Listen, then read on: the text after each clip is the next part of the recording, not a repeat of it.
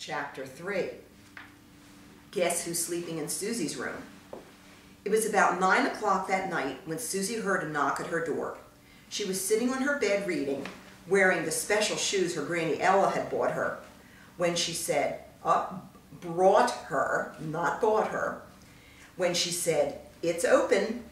She was not at all surprised to see her brother walk in, carrying his pillow. "Boy, it's red in here. Isn't there some way you can turn off your shoesies, Susie?" Susie laughed as she remembered it was her brother who named her Granny's birthday present Susie's Shoesies. She also remembered it was her shoes' red glow that saved her when she was kidnapped in Paris. At least she thought she had been to Paris. She was never quite sure if that really happened or if she dreamed about it.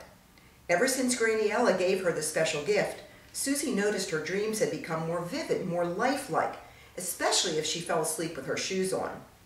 "What are you reading?" Bennett said, once he settled into the twin bed next to Susie. "This is the book Uncle Bill and Aunt Linda gave me for my birthday. Our talk today reminded me of some things I read about Wilma Rudolph that might help us with the bullying taking place at school." "I remember you read me some of that book, Susie. Didn't Wilma Rudolph have a limp like me?" "That's right. Here, I found the section I was looking for. Wilma Rudolph was born on June 23, 1940, in Clarksville, Tennessee. She was the 20th of 22 children. She was born prematurely and only weighed 4 pounds at birth, and that made her very susceptible to many childhood diseases." It goes on to explain that during the time Wilma was growing up, the South was segregated, which meant families of color, like Wilma's parents, could not get medical treatment at the local hospital. It was for whites only. There was only one black doctor in Clarksville, and because the family was so poor, Wilma's mother had to nurse her daughter all by herself. Before she turned 6, it was discovered Wilma had a type of polio that caused her left leg and foot to become weak and deformed. The family was told Wilma would never walk again. This reminded Bennett of his accident last year when the doctors told his parents he might never walk again. But with a lot of physical therapy and some very good doctors, Bennett was on his way to making the T-ball team. "Susie, didn't Wilma Rudolph become a track star? How could she become such a good runner when she couldn't even walk?" Bennett asked. "Well, it says right here, her mother never gave up on her. After discovering there was a hospital at the Black Medical College of Fisk University in Nashville, her mother decided she would drive Wilma there twice a week, even though it was 50 miles away, to get the treatment her daughter needed. By the time Wilma was 6 years old, she was walking with the help of a leg brace." It also says her brothers and sisters helped to encourage her to do her exercises, and when Wilma was 12, she could walk normally without a brace or crutches.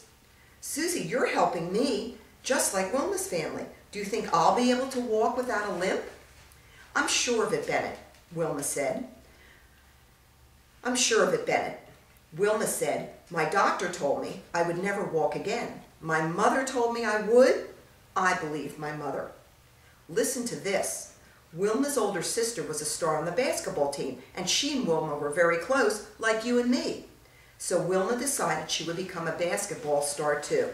And she did, Bennett. She set records for scoring the most points and led her team to a state championship.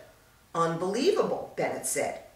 "This is interesting. Guess what happened next?" The Tennessee State track and field coach, Edward Temple, saw Wilma playing basketball in high school and got her a scholarship to his college. He knew she had joined the track team to keep in shape when she was not playing basketball, so Coach Temple also felt he could help her become a track star. "Susie, that's amazing. Maybe I'll be able to run the bases faster if I work harder."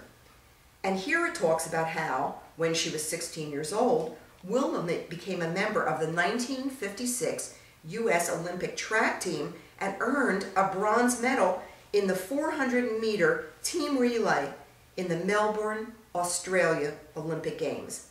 "Bennett, you could become an Olympic star someday."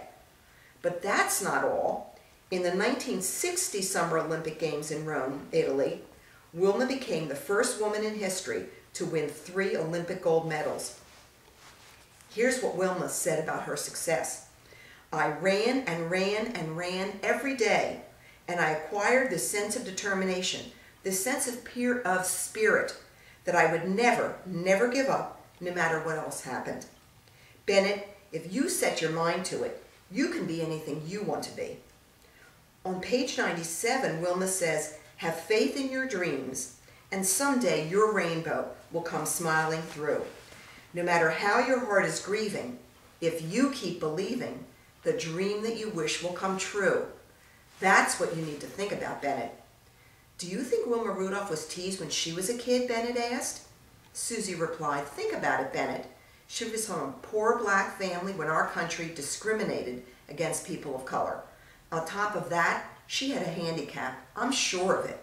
I'll bet she could give us some advice about how to deal with Carl Tracker. To that, Bennett replied, even though I've never met Miss Rudolph, I feel like she's already given me some ideas. I'm going to make it, Susie. Carl Tracker is not going to bully me off the t-ball team. Susie put her book down on her nightstand next to her picture of Granny Ella and turned off the lamp. You better turn off your shoes or we'll never get to sleep, her brother said. Susie laughed and meant to remove her glittery shoes, but before she had a chance to do so, both she and Bennett were fast asleep. Well, boys and girls, that's the end of chapter 3. Where do you think Susie and Bennett will go on this next adventure?